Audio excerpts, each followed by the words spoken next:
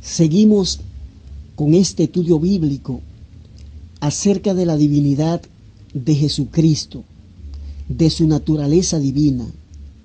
Jesucristo, siendo Dios, sin dejar de serlo, se hizo hombre y se tabernaculizó entre nosotros. Y vimos su gloria, gloria como la del unigénito del Padre, lleno de gracia y de verdad. El plan perfecto de Dios tuvo su consumación. Jesús, la segunda persona de la Trinidad, cumplió con ese plan. Satanás tomó prisionera la creación de Dios, pero el Dios Trino tenía listo un plan de rescate.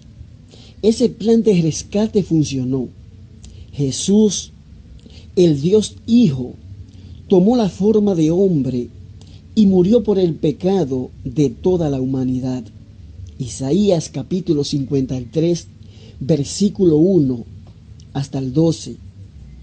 Dios mismo, en la persona de Jesús, entregó su vida, Él de su voluntad. San Juan capítulo 10, versículos 17 y 18.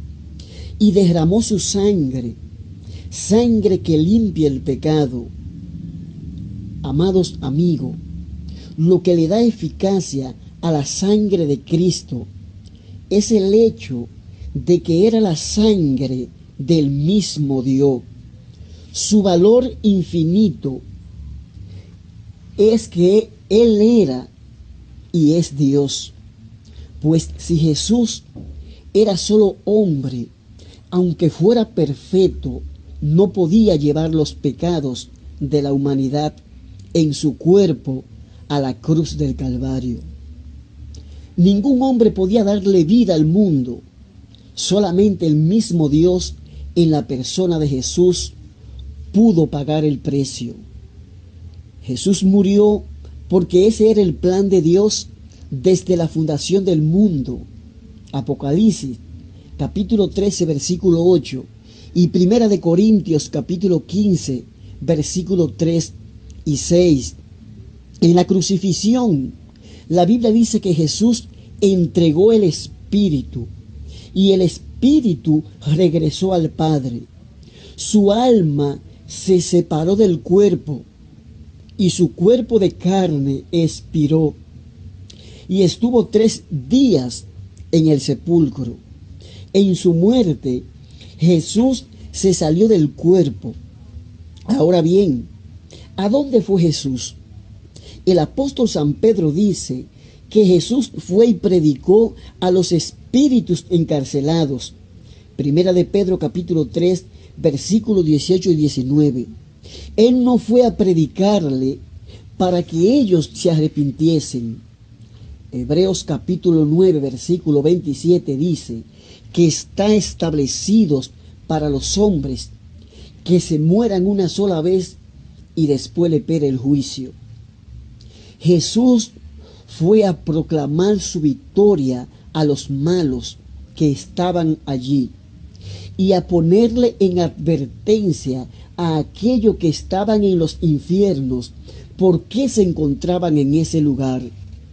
El apóstol San Pablo también nos dice que Jesús descendió a la parte más baja de la tierra y que subiendo a lo alto llevó cautiva la cautividad. Efesios capítulo 4, versículo 9. Antes de Jesús morir en la cruz del Calvario y derramar su sangre, todo el que moría salvo se iba a la parte superior de un lugar que en Hebreos se llama el Seol. Y el mismo Cristo, el Hijo Eterno, mientras estuvo en la tierra, explicó que la parte superior del Seol era un lugar de descanso para los que morían perdonados por Dios. Y lo profundo del Seol era la parte para los que morían condenados, donde estaban en tormento. La parte superior se llamaba el seno de Abraham. Esa historia Usted la puede encontrar en el Evangelio según San Lucas, capítulo 16, versículo 19. La historia del rico y Lázaro. Los falsos testigos de Jehová dicen que es una parábola, pero la Biblia enseña claramente que es una historia, ya que aparece el nombre de Lázaro, nombre propio. Esa historia, ese suceso aconteció en los días en que Moisés estaba en la tierra.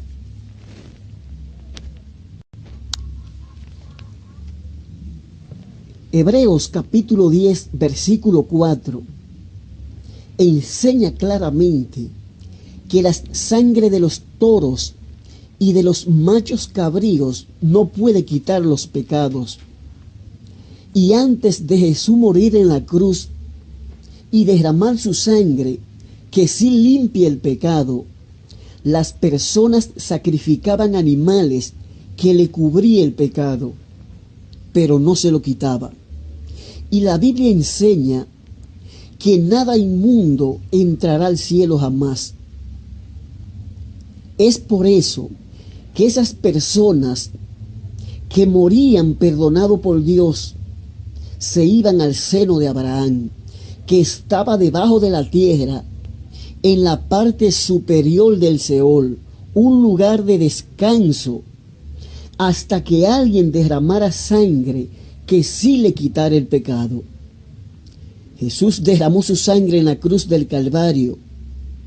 No era la sangre de un hombre cualquiera, sino la sangre del mismo Dios, que sí le quitó el pecado a las personas que estaban en el seno de Abraham. Y el seno de Abraham desaparece, y Jesús se llevó los cautivos, y esas personas desaparecen. Mateo capítulo 27, versículos 51, 52 y 53. Y se fueron al paraíso, que está en el tercer cielo. Primera de Corintios capítulo 12, versículo 3 y 4. Amigo, mira la cruz. No fue Buda, ni Mahoma, ni Darwin, ni Anatole France, ni Karl Marx, ni Fidel Castro, ni Camilo Cienfuegos, ni el Che Guevara, el que murió por ti. Si usted acepta a Jesús como su único y suficiente Salvador, su sangre poderosa que sigue fluyendo los limpia de todos pecados. Y ya usted no tiene que ir al seno de Abraham. Jesús le dijo al ladrón arrepentido: hoy estarás conmigo en el paraíso. San Lucas capítulo 23, versículo 43. Cuando se cumplieron los 3 días, al amanecer del primer día de la semana, domingo, la tercera persona de la Trinidad, el Espíritu Santo, el poder de Dios, regresó. Jesús salió del sepulcro con un cuerpo glorificado. Jesús resucitó con el mismo cuerpo que tenía en la tierra, pero transformado, glorificado.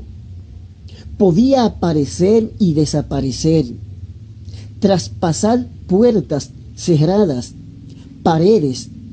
Podía ser parpado, ir al cielo y volver. A ese cuerpo se le puede llamar cuerpo glorificado. Los discípulos, cuando lo vieron por primera vez después de su resurrección, creyeron que solo era un espíritu.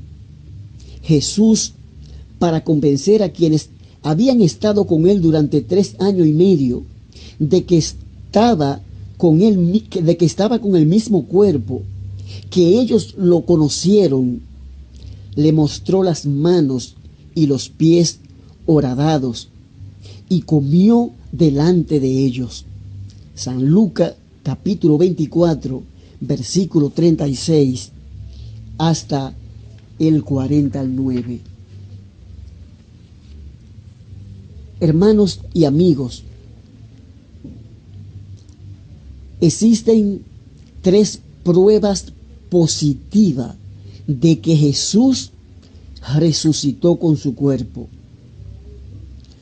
Los discípulos lo vieron, pudieron tocarlos,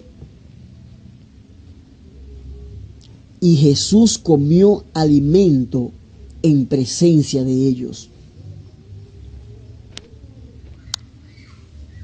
Los sumos sacerdotes se inventaron la mentira de que los discípulos se robaron el cuerpo para así engañar a las gentes. Mateo capítulo 28, versículo 11 hasta el 15.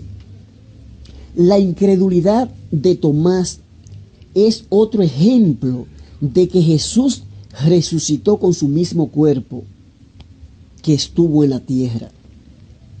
San Juan capítulo 20, versículo 19 y 31. El evangelista San Lucas, quien era griego y médico de profesión, escritor del evangelio que lleva su nombre y del libro de los Hechos, y que anduvo con el apóstol San Pablo, hizo una investigación prudente acerca de la resurrección de Jesús. San Lucas capítulo 1, versículo 1 hasta el 4. Y él narra los acontecimientos de la resurrección de Jesús, y escribió a San Lucas capítulo 24 y Hechos capítulo 1, versículo 1 hasta el 3. Si usted pone su confianza en este Jesús y empieza a vivir para Él, usted también tendrá un cuerpo glorificado como el que tiene Jesús. Filipenses capítulo 3, versículo 20 y 21. ¿Cómo está Jesús en el cielo? Nuestro Señor y Salvador Jesucristo, siendo el mismo Dios eterno, consustancial con el Dios Padre y Dios el Espíritu Santo, voluntariamente se encarnó en la matriz de la Virgen María y nace como un hombre natural, es decir, verdaderamente hombre. Pero a esa naturaleza humana, Él le unió la naturaleza divina, y esa dos naturalezas, la divina y la humana, Él la une en una sola personalidad. Es decir, era Dios y era hombre al mismo tiempo. Un hombre natural, semejante a nosotros, hijo de mujer. Isaías capítulo 7, versículo 14, y Gálatas capítulo 4, versículo 4. Pero ese hombre también era Dios. El catolicismo romano, aunque creen que Jesús es Dios y miembro de la Santísima Trinidad, endiosan a María. Y dicen que es la Madre de Dios.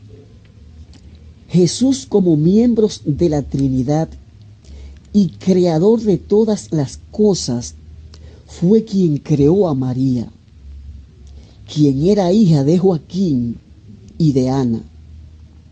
Ella era la madre de la naturaleza humana de Cristo, pero jamás de su propia esencia.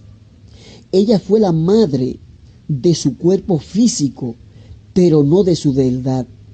Jesús, la segunda persona de la Trinidad, es eterno y como Dios siempre ha existido, entonces no es lógico hablar de María como la Madre de Dios. Colosenses capítulo 1, versículo 16, Evangelio según San Juan capítulo 1, versículo 1 hasta el 3 y capítulo 8, versículos 57 y 58. Estos versos hablan de la preexistencia de Cristo y prueban que nadie puede ser madre de su deidad. Además, cuando Jesús estuvo en la tierra, nunca le llamó madre a María. San Juan capítulo 19, versículo 25 y 27. San Juan capítulo 2, versículo 4. Y San Lucas capítulo 8, versículo 21. Jesús, el Dios hombre, hace casi 2000 años que vivió entre nosotros. Después de su resurrección y aparición a sus discípulos durante 40 días, ascendió a los cielos con su mismo cuerpo terrenal, es decir, su cuerpo glorificado. Ahora Jesús está en el cielo, a la derecha de Dios Padre. Hebreos capítulo 1, versículo 1 y 3. Hechos capítulo 7, versículos 55 y 56. Salmo 110, 1. Y Mateo capítulo 26, versículo 64. El hecho de Jesús estar a la diestra del Padre significa que Jesús tiene igual poder y gloria que el Padre, porque al lado de Dios no hay nada. Y estando a la diestra del Padre, Jesús tiene ese mismo cuerpo con el cual apareció a sus discípulos, es decir,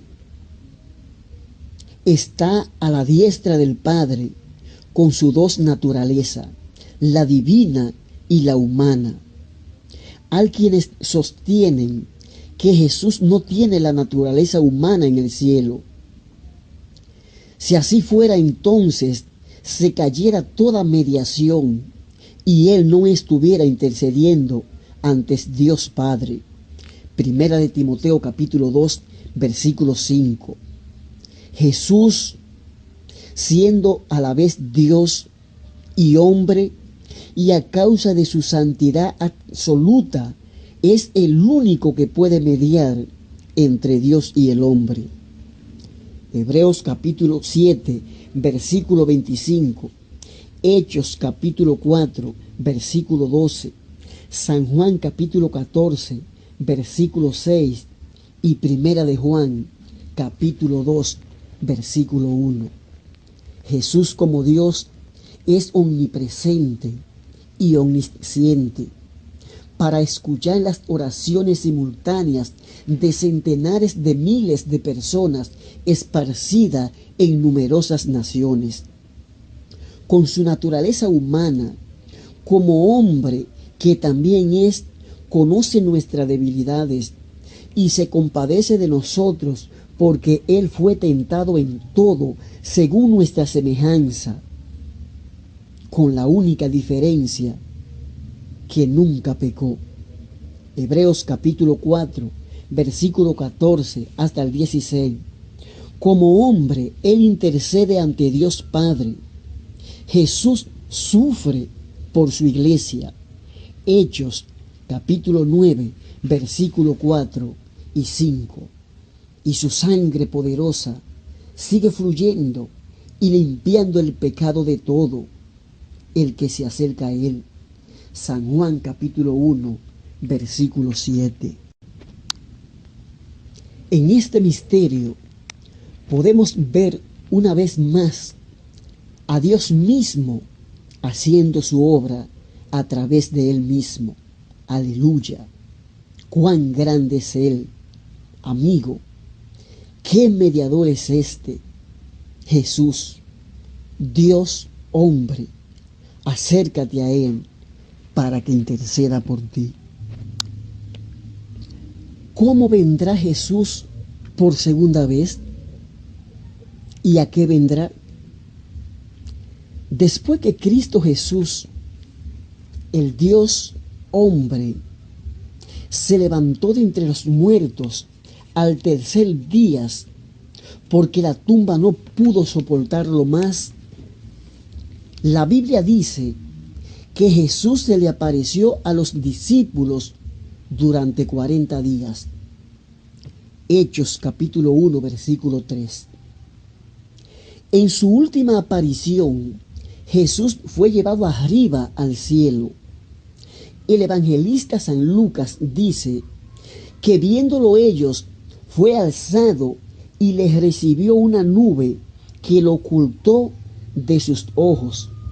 Y estando ellos con los ojos puestos en el cielo, entre tanto que él se iba, he aquí se pusieron juntos a ellos 2 varones con vestiduras blancas, los cuales también le dijeron: varones Galileos, ¿por qué estáis mirando al cielo? Este mismo Jesús que ha sido tomado de vosotros al cielo, así vendrá como le habéis visto ir al cielo. Hechos capítulo 1, versículo 9 y 11. Estos 2 varones le dicen a los discípulos que Jesús vendría como se fue. ¿Cómo se fue Jesús? Jesús ascendió al cielo del monte de los Olivos. Hechos capítulo 1, versículo 12. Ascendió al cielo literalmente, así regresará. Visiblemente, así regresará. En una nube, así regresará. Corporalmente, así vendrá otra vez.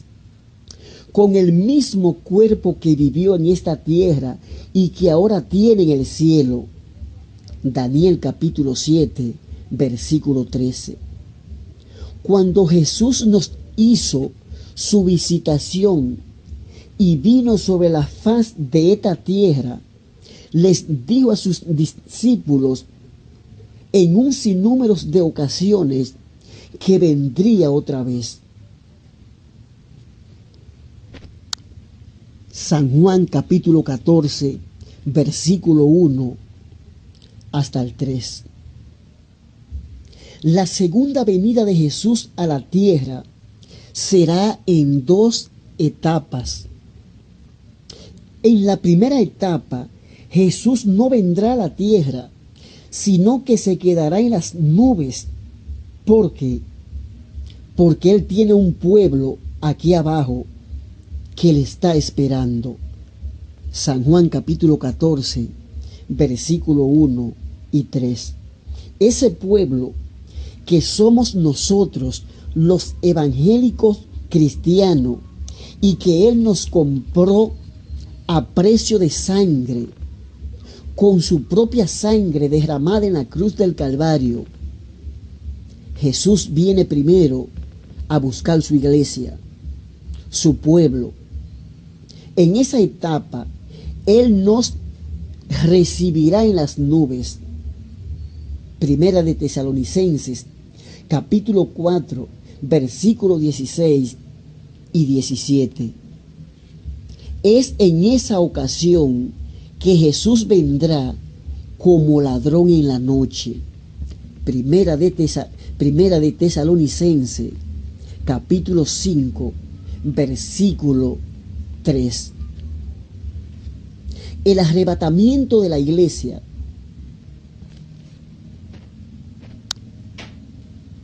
se materializa. Cristo se la lleva de este miserable mundo. Millares desaparecen, lo buscan por todas partes, no los encuentran. ¿A dónde se habrán ido? Buscan los periódicos para buscar informaciones. Los periodistas no pueden explicar los acontecidos. Solamente pueden decir: millares desaparecen, millares han desaparecido. Lo ponen en la primera plana de los periódicos. Millares han desaparecido. ¿Dónde están? Más allá de las estrellas. El apóstol San Pablo dice que nuestra ciudadanía está en los cielos. Filipenses capítulo 3 versículo 20. Estaremos allá arriba en la Nueva Jerusalén. 7 años de luna de miel en las bodas del Cordero. Y nos sentaremos en la mesa con Él. Y Jesús es quien va a servir. Y comeremos juntos con Jesucristo. Y le veremos tal y como Él es. Primera de Juan, capítulo 3, versículo 2. Ya en ese tiempo tendremos cuerpo glorificado como el que tiene Cristo ahora. Amigo, no se pierda esas bodas por nada. A veces nos invitan a bodas terrenales y nos excusamos. No asistimos, pero el que se pierde estas bodas lo perdió todo. Porque mientras nosotros los evangélicos estemos en la fiesta más grande jamás celebrada, este mundo estará en tiniebla, con el gobierno del anticristo, en tribulación y bajo los juicios de Dios. La tribulación del pueblo judío a mano de la Trinidad infernal, el diablo, antidios Padre, el anticristo, antidios Hijo y el falso profeta, antidios Espíritu. Y el derramamiento de los juicios de Dios sobre la tierra es un período que será seguido por la segunda etapa de la segunda venida de Jesús a la tierra. Mateo capítulo 24, versículos 29 y 30. Es en esta ocasión que todo ojo le verá. Apocalipsis capítulo 1, versículo 7. San Lucas capítulo 21, versículo 25 y 27.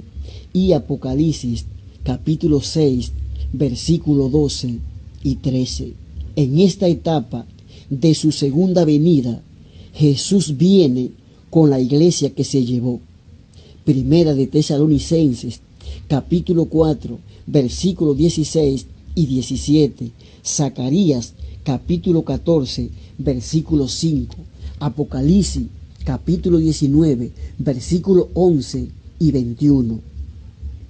Jesús viene a pelear la guerra de Armagedón, la tercera guerra mundial.